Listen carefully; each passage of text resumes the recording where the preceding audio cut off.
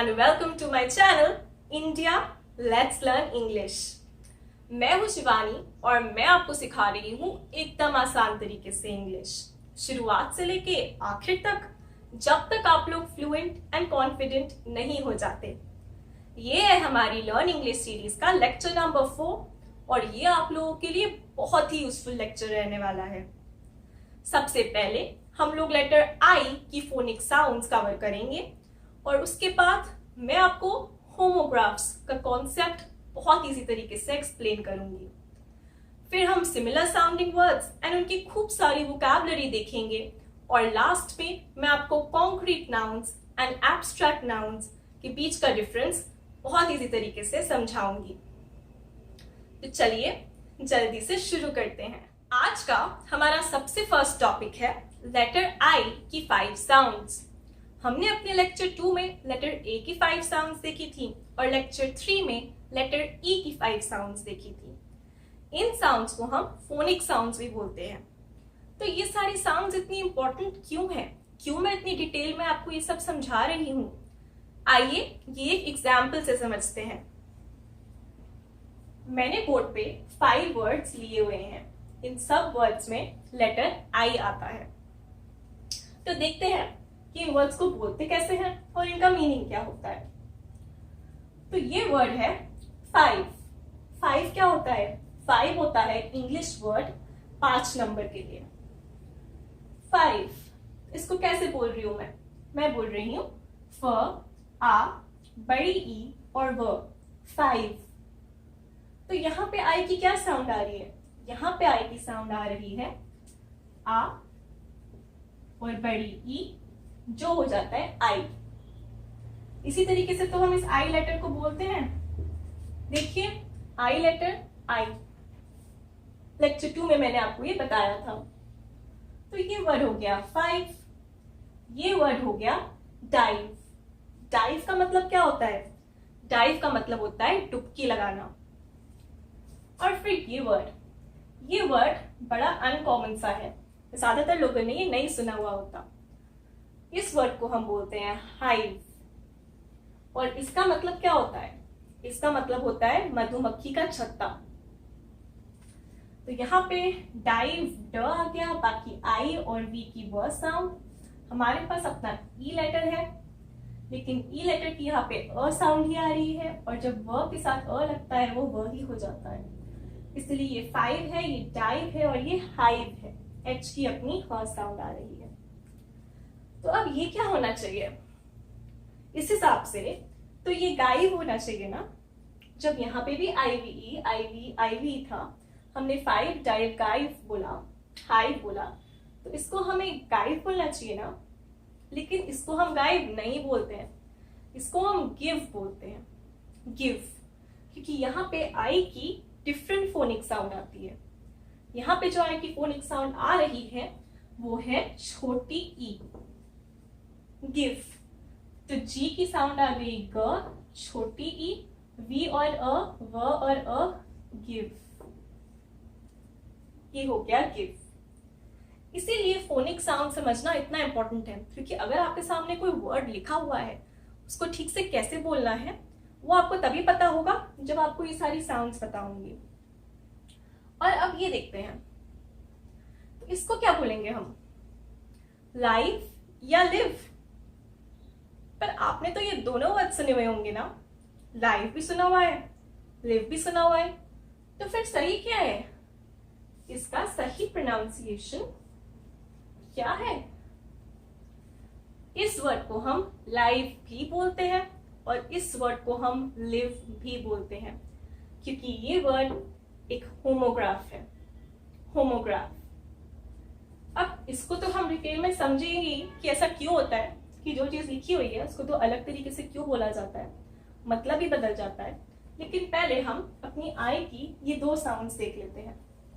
ये है I sound और ये है छोटी ई साउंड। थोड़े से और एग्जाम्पल्स ले लेते हैं इनके, उससे अच्छे से समझ आ जाएगा। तो अब आई साउंड का एक और एग्जाम्पल है लाइफ। लाइफ, यहाँ पे एल की ल साउंड आए, आई की आई साउंड आ गई, एफ की फ साउंड आ गई, ई की तो अ ही है, फ और अ फ ही हो जाता है, और ये हो गया लाइफ। और ऐसे ही एक और वर्ड, ये वर्ड भी ज्यादातर लोगों ने सुना ही होगा, ज्यादातर लड़कों के पास होगी भी, बाइक। बाइक, यहाँ पे भी आई की यही साउंड आ रही है, बी की अपनी ब साउंड आ रही है, के की अपनी क साउंड आ रही है, और ये हो जाता है बाइक।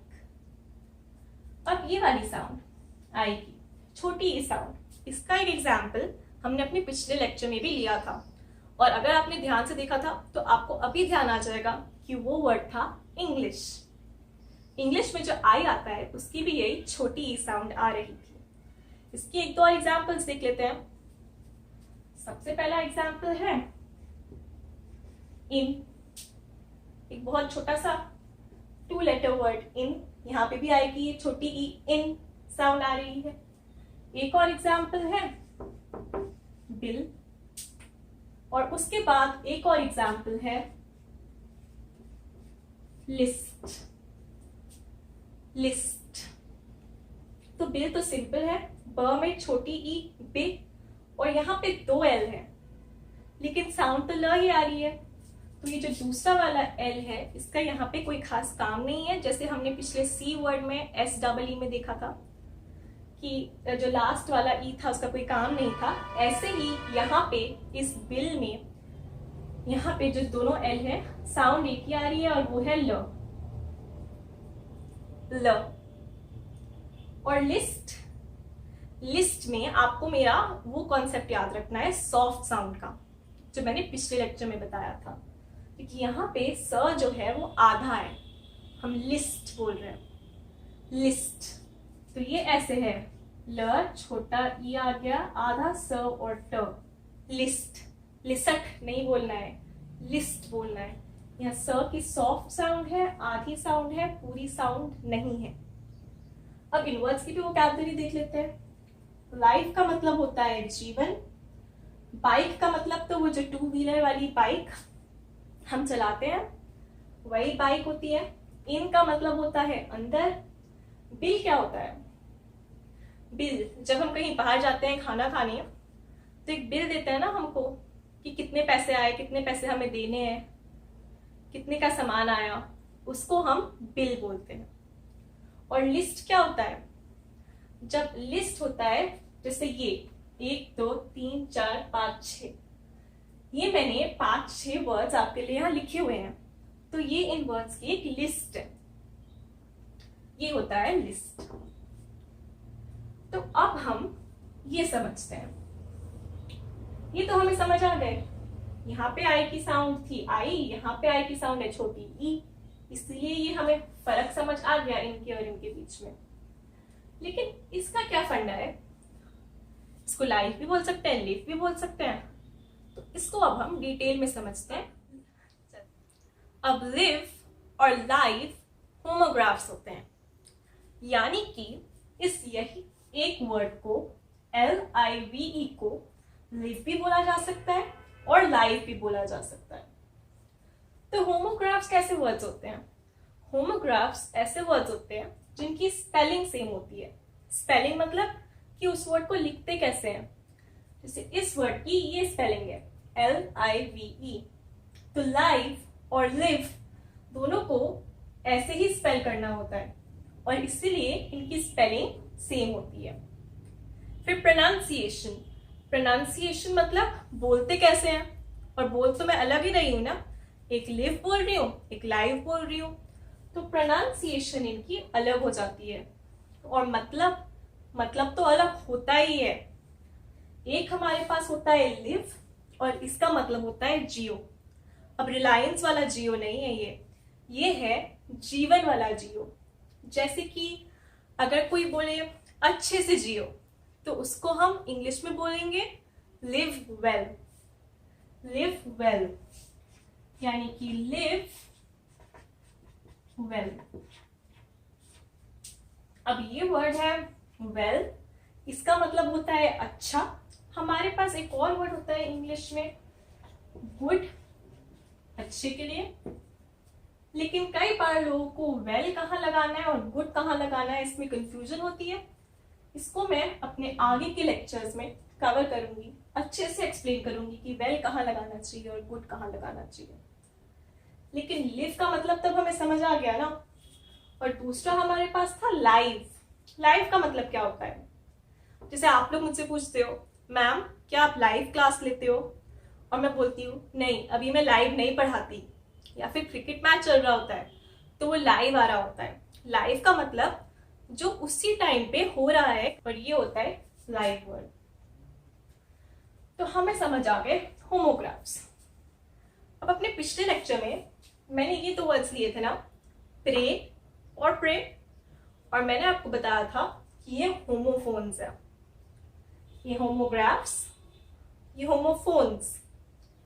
तो एक बार इनके बीच में, होमोग्राफ्स और होमोफोन्स के बीच में डिफरेंस समझ लेते हैं। यहाँ पे हमने बोला था स्पेलिंग सेम होती है, लेकिन यहाँ पे आपके सामने ही दिख रहा है कि इनकी स्पेलिंग अलग है। यहाँ पे PREY है तो यहाँ पे PRAY है। तो इनकी होमोफोन्स की स्पेलिंग जो है वो अलग होती है और होमोग्राफ्स की स्पेलिंग सेम होती है। फिर प्रोनाउंसिएशन, यहाँ पे तो हमें पता ही है कि प्रोनाउंसिएशन अलग थी, लिव, लाइव, और यहाँ पे प्रोनाउंसिएशन, ये भी प्रे, ये भी प्रे। तो यहाँ प्रोनाउंसिएशन होमोग्राफ्स की अलग होती है, लेकिन होमोफोन्स की प्रोनाउंसिएशन जो है वो सेम होती है, एक जैसी होती है।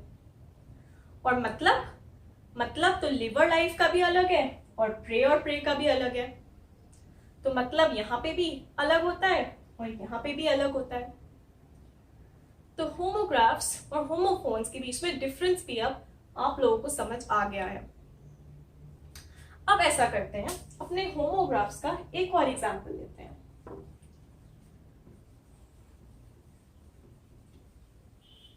और ये एग्जांपल है ये वाला वर्ड। मैं होमोग्राफ्स का एग्जांपल ले रही हूं, तो इसी वर्ड को हम विंड भी बोलते हैं, विंड, और हम वाइंड भी बोलते हैं। इस वर्ड में भी हमारा आई लेटर आ रहा है, तो इसको हमने विंड बोला, यानी कि व में छोटी ई, और यहाँ पे न की भी सॉफ्ट साउंड है, तो यहाँ पे बिंदु आ जाएगी, विंड, पूरा न नहीं है। और फिर इसको हमने इसको विंड बोल दिया। अब हम इसको वाइंड भी बोलते हैं, यानी कि वा, बड़ी ई, वाइंड।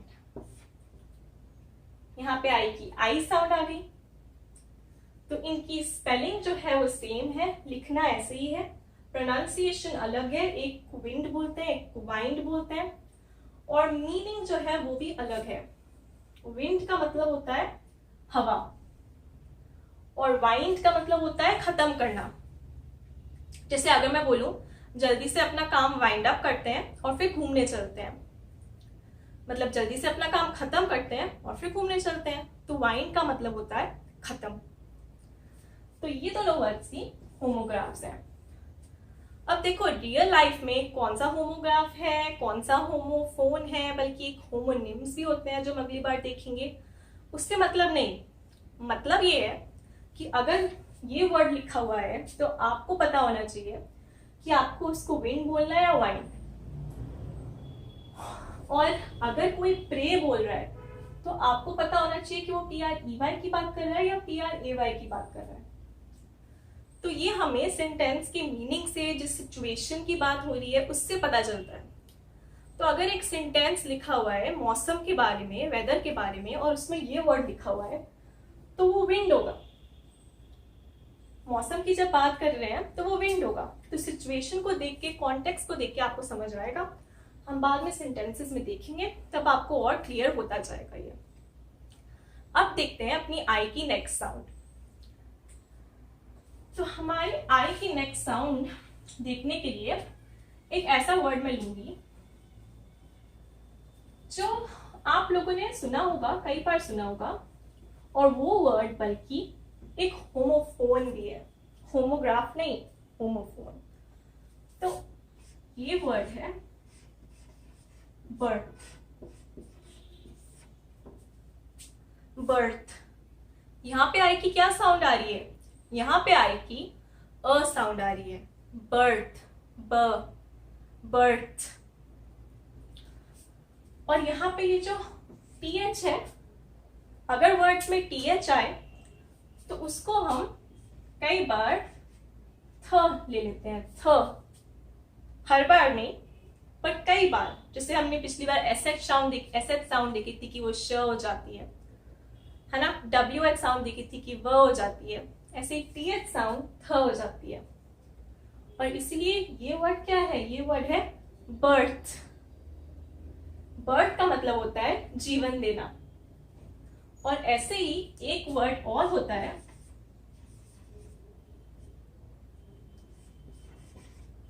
बर्थ, यानी कि BERTH। यहाँ पे आई था, यहाँ पे ई है, लेकिन इसको भी बर्थ बोलते हैं, इसको भी बर्थ बोलते हैं। इन दोनों की स्पेलिंग अलग है, लेकिन इनको बोला एक जैसे जाता है, इनका मतलब भी अलग है। और इसीलिए ये होमोफोन्स है, होमोग्राफ्स में। ठीक है। और इस वर्ड का मतलब क्या होता है? इस वर्ड का मतलब होता है, जैसे जब हम ट्रेन में जाते हैं ना, स्लीपर ट्रेन होती है, तो एक ऊपर वाला बेड होता है, एक नीचे वाला। नीचे वाले को लोअर बर्थ बोलते हैं, ऊपर वाले को अपर बर्थ बोलते हैं। तो अगर कोई ट्रेन में बेड की बात कर रहा है तो वो इस बर्थ की बात कर रहा है, और अगर कोई जीवन देने की बात कर रहा है तो वो BIRTH की बात कर रहा है। और यहाँ पे आई की क्या साउंड है? अ। तो ये हो गई आई की तीसरी साउंड। सबसे पहले हमने आई देखी, आई साउंड, फिर छोटी ई साउंड, अब हम देख रहे हैं अ साउंड। इसका एक और एग्जांपल लेते हैं, और वो है डर्ट। डर्ट, यहां पे भी आई की यही साउंड आ रही है, अ, डर्ट। और आर जो है वो आधा है, सॉफ्ट साउंड है उसकी। डर्ट, डर्ट नहीं है, डर्ट है। तो ये ड, ट और ऊपर आ गया र, आर, डर्ट। तो बर्थ और डर्ट में आई की कौन सी साउंड हो गई? अ साउंड हो गई। तो इसके अलावा आई की और कौन सी साउंड होती हैं? इसके अलावा आई की एक और बहुत इंपॉर्टेंट साउंड है, वो मैं आपको अब बताती हूँ। और वो साउंड है आई, यानी कि आई, आ और य, आई साउंड। ये कैसे वर्ड्स में होती है? जैसे ये वर्ड सुना होगा, इस वर्ड को हम फायर बोलते हैं। फायर नहीं, फायर, इसलिए आई नहीं आ रहा, आई आ रहा है, फायर। तो एफ की तो अपनी फ होती है, आई की आई आयर, आ और य, और आर और ई यहाँ पे क्या हो गए? आर की आई र, ई की हो गई अ, र ही हो गया, और इसको हम बोलते हैं फायर। तो ये हमारी आई की चौथी साउंड है। एक और एग्जाम्पल लेती हूँ, और वो एग्जाम्पल है एम्पायर। एम्पायर, ए, इसी की साउंड है ए, इसलिए हम बोल रहे हैं एम्पायर। एम की सॉफ्ट साउंड है, इसलिए एम्पायर हो रहा है। एम पूरा वो नहीं है, एम। आई की है आई, और ये हो गया र, और ये वर्ड हो जाता है एम्पायर। तो ये जो आई साउंड है, इसके साथ मैं आपको एक बहुत इंपॉर्टेंट बात बताना चाहती हूँ आई लेटर की। अब जब मैंने आपको आई लेटर ऐसे पढ़ाया था आई, तो एक स्टूडेंट ने मुझसे पूछा, मैम जब हम इंग्लिश में आई लेटर यूज करते हैं, आई वर्ड, आई एक वर्ड भी होता है। आई का मतलब होता है मैं। जैसे हम हिंदी में मैं बोलते हैं, इंग्लिश में हम मैं की जगह आई बोलते हैं, आई। तो जब हम आई बोलते हैं तो इसको हम ऐसे बोलते हैं, जैसे कि आई एम शिवानी, यानी कि मैं शिवानी हूं। तो यहाँ पे अगर आप ध्यान से सुनोगे तो मैं बोल रही हूँ आई एम शिवानी, आई। और जब हम ABCD में यहाँ पे आई बोलते हैं, ABCDEFGHI, वहां पे हम आई बोलते हैं। लेकिन अगर आपके पास कोई सेंटेंस होगा, हम आगे जब सेंटेंसेस देखेंगे, जैसे मैंने आपको एक बहुत छोटा सा सेंटेंस बताया, आई एम शिवानी। इस सेंटेंस में आई जो है ये 1 लेटर वर्ड है और इसको आई बोलना है, आई एम शिवानी, और ना कि आई एम शिवानी। आपको फर्क पता चल गया ना? अब जल्दी से आई की अपनी लास्ट साउंड देख लेते हैं, और वो क्या है? वो है बड़ी ई। और इस साउंड के साथ ना एक और बहुत इंपॉर्टेंट कॉन्सेप्ट है EI वर्ड्स और IE वर्ड्स का। कौन से वर्ड्स का? EI और IE। अगर I और E लेटर किसी वर्ड के बीच में आ रहे हैं या फिर E और I आ रहे हैं, तो इनको हम दोनों को हम बड़ी ई की तरह बोलते हैं, बड़ी ई की तरह। जैसे एग्जाम्पल्स ले लेते हैं। एक एग्जाम्पल है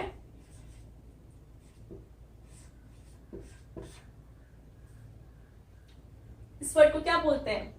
इस वर्ड को हम बोलते हैं रिसीट। जैसे आप कहीं जाते हो तो कहते हो भैया मुझे रिसीट दो, मुझे रिसीट चाहिए। पेमेंट करने के बाद हम रिसीट मांगते हैं ना, ये वही रिसीट है, रिसीट। तो इसको समझते हैं। अरे ये जो ई है इसकी ये RECEIPT है। मैं इसको कैपिटल में भी लिख देती हूँ अगर आप लोगों को समझने में मुश्किल हो रही है।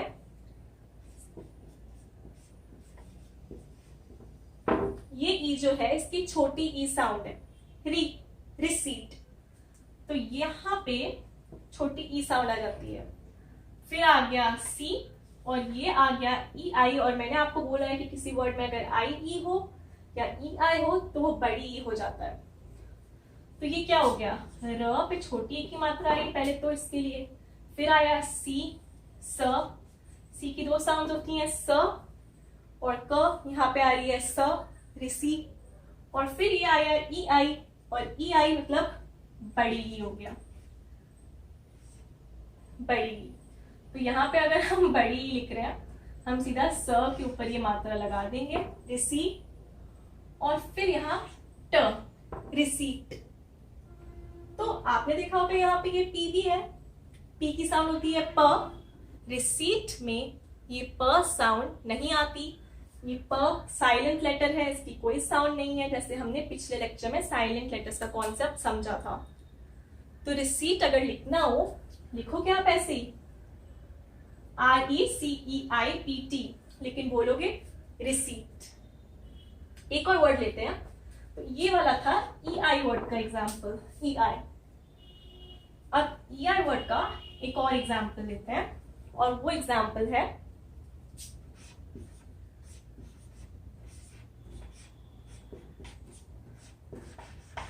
प्रोटीन। ये वर्ड भी ज्यादातर लोगों ने सुना होगा। जो भी जिम जाते हैं उनको प्रोटीन प्रोटीन का शौक होता है। तो ये वही प्रोटीन है जो हम खाते हैं ताकि हमारी मसल्स बने। तो ये प्रोटीन में सबसे पहले आपको ध्यान रखना है कि जब P और R आते हैं, मैंने आपको पहले भी बताया था कि आपको इसको प्र बोलना है, पढ़ नहीं। तो ये प्र हो गया। यहाँ पे O की क्या साउंड आ रही है? O, प्रो, O ही आ रही है, तो ये हो गया प्रो। तो इन 3 लेटर्स को हम बोलते हैं प्रो। फिर T की साउंड आ गई ट, और EI आ गया, EI की साउंड और IE की साउंड, दोनों की साउंड बड़ी ई होती है। तो EI की साउंड बड़ी ई आ गई, प्रोटी, और यहाँ न। और इसलिए इस वर्ड को हम प्रोटीन बोलते हैं, इस वर्ड को हम रिसीट बोलते हैं। इनमें EI आता है, और EI की साउंड जो आती है अगर किसी वर्ड में EI हो तो वो है बड़ी ई। और ऐसे IE की भी बड़ी ई साउंड आती है। अब हम ऐसा करते हैं, IE वाले के भी 2 एग्जाम्पल्स देखते हैं। ओके। तो अब हमने EI वर्ड्स के तो एग्जाम्पल्स देख लिए, प्रोटीन और रिसीट। अब हमें IE वर्ड्स के एग्जाम्पल्स देखने हैं, यानी कि जब किसी वर्ड में IE आता है और उसकी साउंड बड़ी हो जाती है, बड़ी ई, तो इसके एग्जाम्पल्स, पहला एग्जाम्पल है फील्ड। फील्ड यानी कि FIELD। आप स्पेलिंग्स पे भी ध्यान दें क्योंकि वो भी जरूरी है।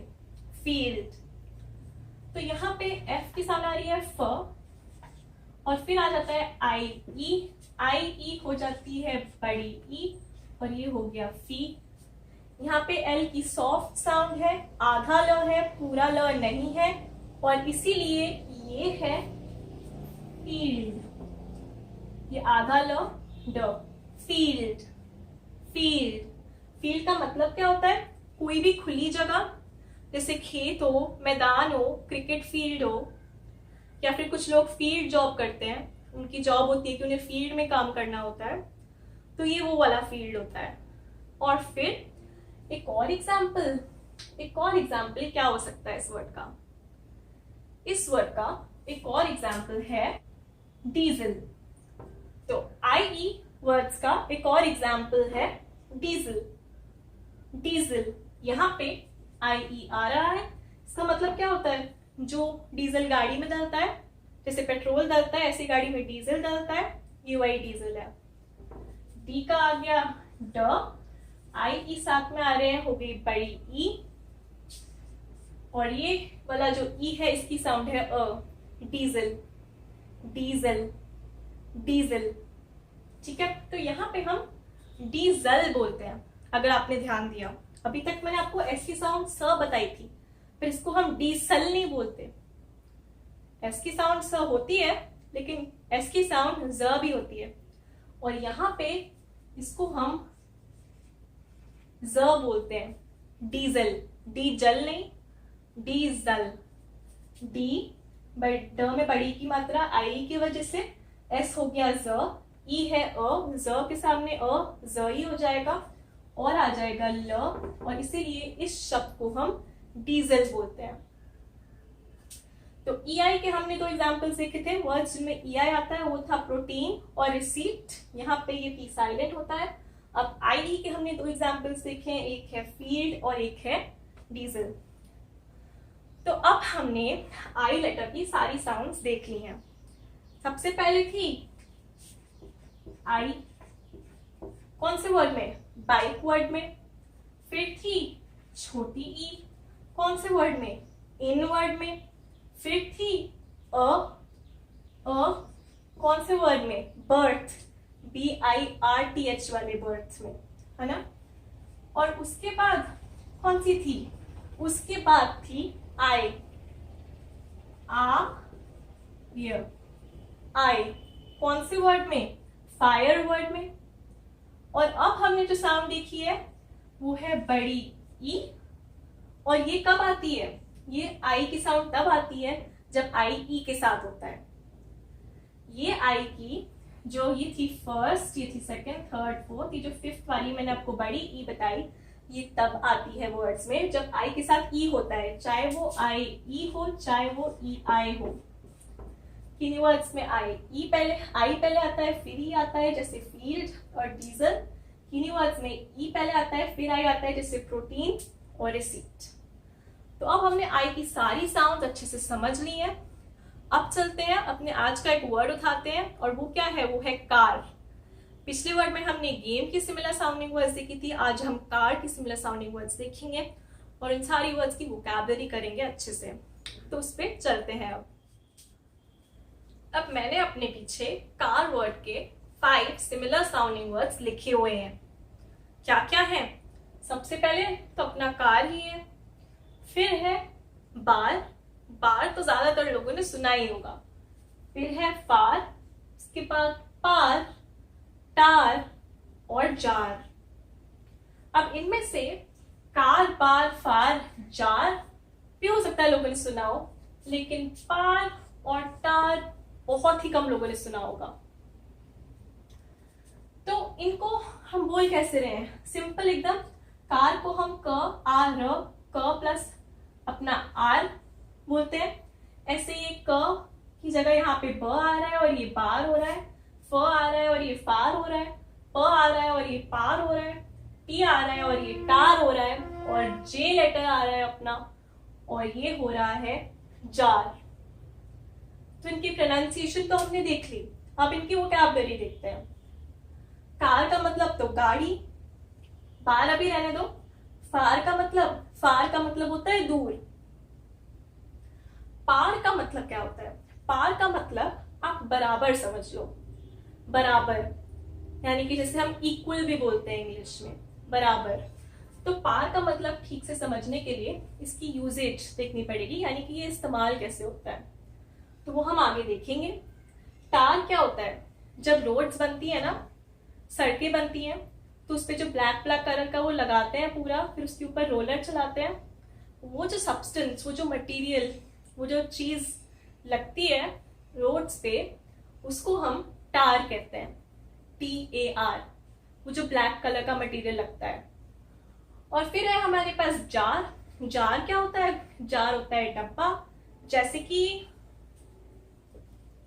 ये है आपका जार, इसको हम जार कहते हैं, डब्बा जिसमें हम सामान स्टोर करते हैं। अब बार का मैंने आपको मतलब क्यों नहीं बताया था, क्योंकि बार के 3 मतलब है। बार वर्ड अगर मैं बोल रही हूं तो एक तो अपना वो बार होता ही है जहां पे ड्रिंक्स मिलती हैं, स्पेशली अल्कोहलिक ड्रिंक्स, जहां अल्कोहल सर्व होता है, उसको हम बार बोलते हैं। लोग कहते हैं कि वो बार जा रहे हैं, यानी कि मतलब वो ऐसी जगह पे जा रहे हैं जहां ड्रिंक्स मिलती हैं। उसके अलावा आप ये भी तो बोलते हो, भैया मुझे ऑरेंज बार देना, भैया मुझे चॉकलेट बार देना। चॉकलेट की बार खरीदते हो, आइसक्रीम खाते हो, चॉक बार, मैंगो बार, ऑरेंज बार, ये भी तो बार है ना। तो इसका दूसरा मतलब जो है, कोई भी चीज अगर जैसे किसी रेक्टेंगल शेप में हो, जैसे हमारी आइसक्रीम होती है या हमारी चॉकलेट की बार होती है, ऐसी होती है ना सिल्क वाली बार, तो इसको भी हम बार बोलते हैं। जहां पे ड्रिंक्स के लिए जाते हैं लोग, उसको भी हम बार बोलते हैं। और फिर तीसरा बार क्या है? अब जैसे किसी ने खिड़की पे देखा है, कई बार वो रॉड सी लगी होती हैं, जैसे अगर आपके पास कोई खिड़की हो, उन पे ऐसी ऐसी रॉड्स लगा देते हैं, ऐसी रॉड सी लगा देते हैं ताकि कोई बंदर वंदर ना आए। ये जो रॉड्स होती हैं पतली लंबी सी, इनको हम स्टील की बार्स या आयरन की बार्स कहते हैं। तो ये रॉड जो है ये भी बार्स होती हैं। तो यही एक वर्ड बार, और इसके 3 अलग अलग मीनिंग है, इसका 3 अलग अलग जगह प्रयोग हो सकता है। क्योंकि बार क्या है? बार एक होमोनिम है। अब आपने होमोग्राफ्स कर लिए, आपने होमोफोन्स कर लिए, बार एक होमोनिम है, यानी कि हमने एक ये वाला बार लिया है, एक ये वाला बार लिया है, और एक अपना ड्रिंक्स वाला बार लिया है जहां पे लोग ड्रिंक करने जाते हैं, ये भी बार लिया है। तो ये तीनों वर्ड्स जो हैं इनकी स्पेलिंग सेम है, तीनों को BAR ही लिखते हैं, और इनको बोलते भी सेम है, तीनों को बार ही बोलते हैं। बस फर्क क्या है? फर्क है इनके मतलब में। और वो कैसे पता चलेगा? वो सिचुएशन देख के ही पता चलेगा, और धीरे धीरे जब आपकी आदत हो जाएगी उससे तब आपको ये एकदम आसानी से पता चल जाएगा कौन सी बार की बात हो रही है। तो ये मैंने कॉन्सेप्ट अभी होमोनिम्स का इंट्रोड्यूस करा है, इसको मैं अगले लेक्चर में अच्छे से कवर करूंगी, आपको होमोनिम्स के और बहुत सारे एग्जाम्पल्स भी दूंगी। पर अभी के लिए इतना ही। कार के यही सिमिलर साउंडिंग वर्ड्स होते हैं, 1 2 3 4 5। गेम के तो और भी ज्यादा थे ना, गेम के तो हमने अराउंड 8 देखे थे, 7 8। नेम, फेम, टेम, लेम, सारे देखे थे। तो ये सारे वर्ड्स जो मैं आपको करवा रही हूँ, ये आपको अच्छे से अब याद हो जाने चाहिए।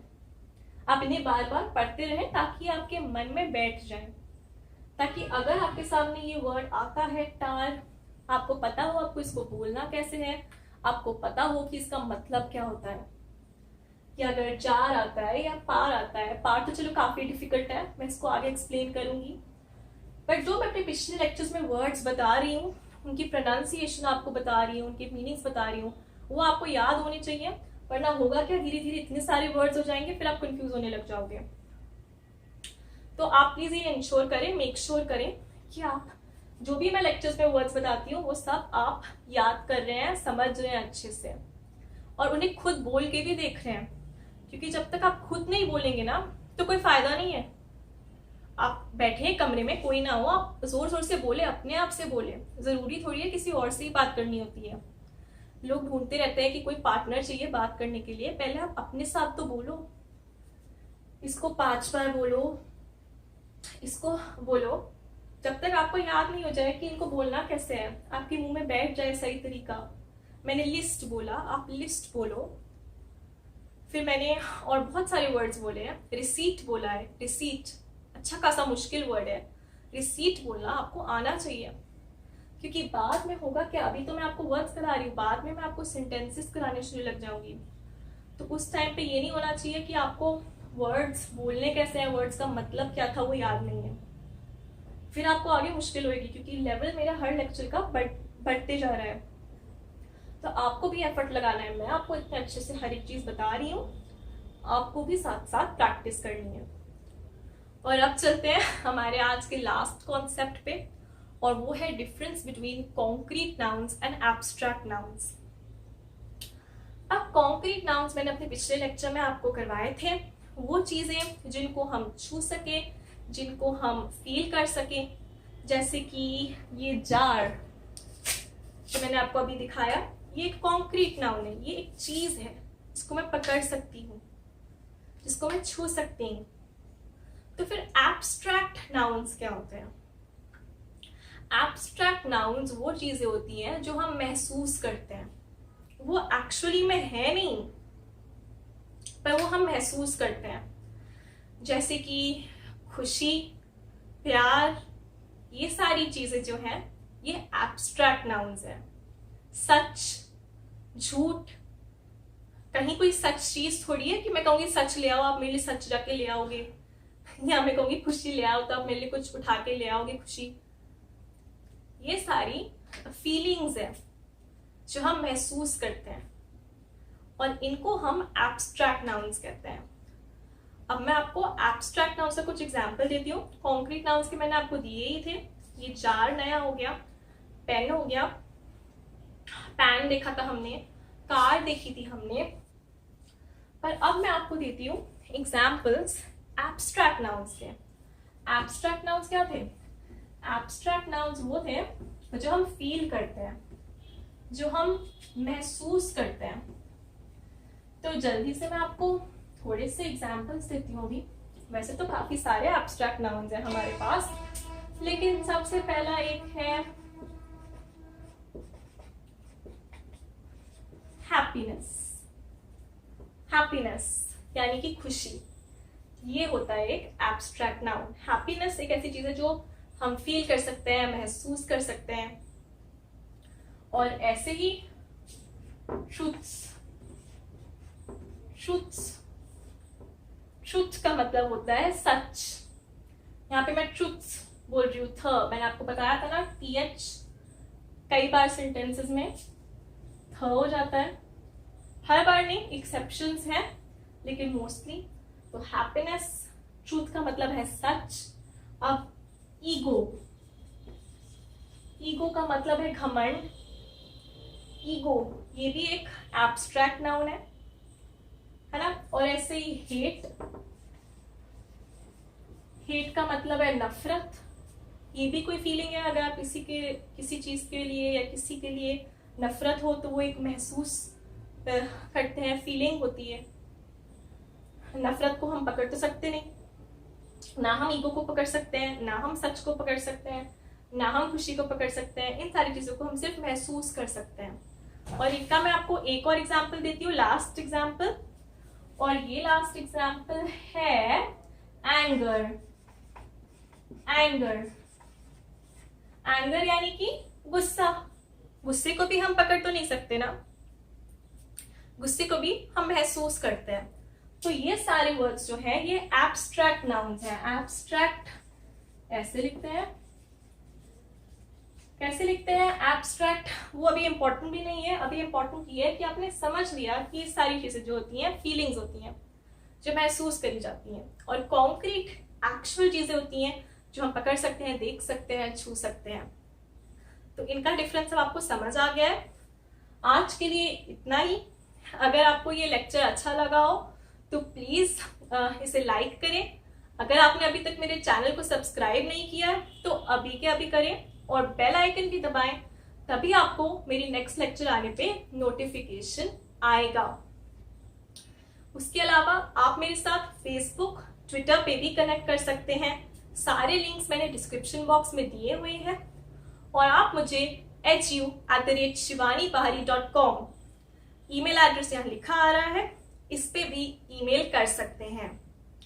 इस वीडियो को आगे भी शेयर करें क्योंकि बहुत सारे ऐसे लोग हैं जो इंग्लिश सीखना चाहते हैं और उनको इससे बहुत हेल्प मिलेगी। आज के लिए इतना ही। मैं आपसे जल्दी मिलूंगी। Thank you so much. Bye bye.